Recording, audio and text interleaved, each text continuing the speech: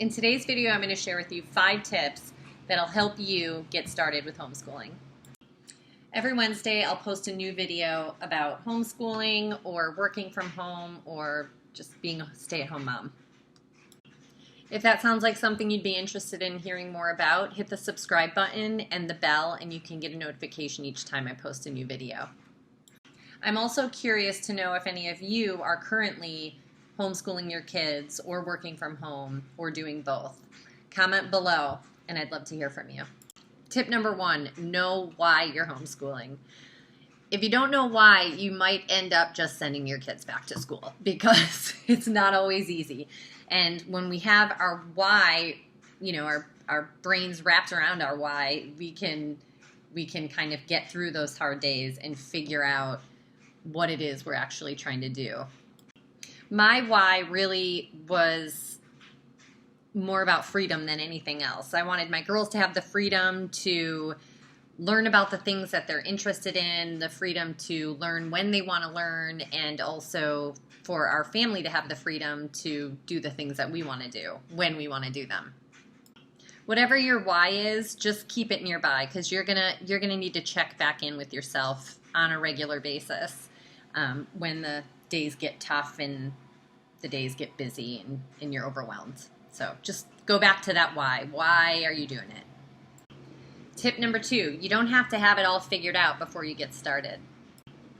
It's going to be a learning process. You're going to try it one way, and if it doesn't work, you're going to change it, and it's going to evolve over time. And you're also going to, the beauty of it is you're going to get to see how your kids are learning and what works best for them, and then you'll change based on the kids.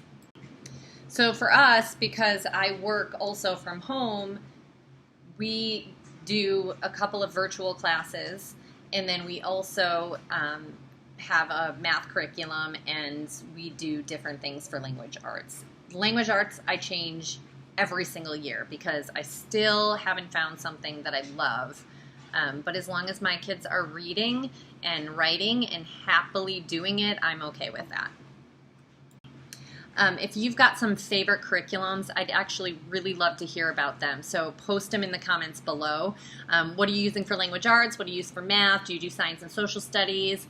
How do you arrange your day? I love hearing about what other moms are doing and other homeschool families are doing. So comment below and let me know. Tip number 3, don't feel like you have to mimic school at home.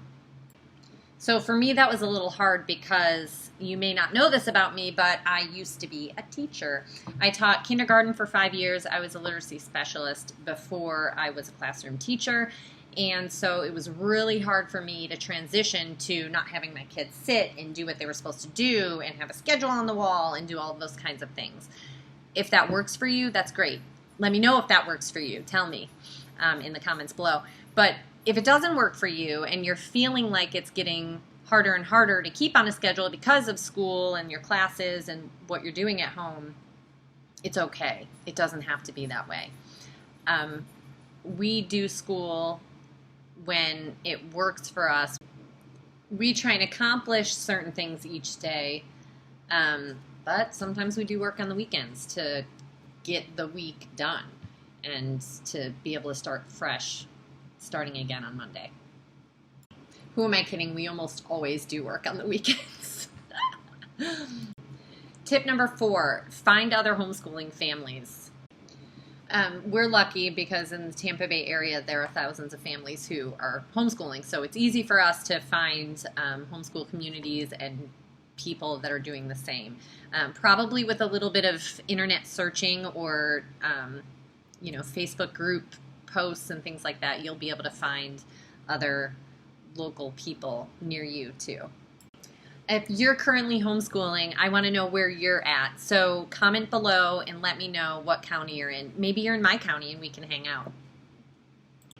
Either way, it's nice to get to know other homeschooling families, get tips, advice, and just trade ideas with the moms and families that are doing it too. Tip number 5, relax. You're teaching your kids, they're learning, and they're going to be okay. It's such a cool thing to watch your kids grow and evolve and turn into these little people or big people, because they're getting older, that are just doing life and learning at their own pace and just having fun, because that's really what it's all about. And after you hit the subscribe button, comment below and let me know what you love about homeschooling. Or if you don't homeschool and you want to homeschool, let me know that too.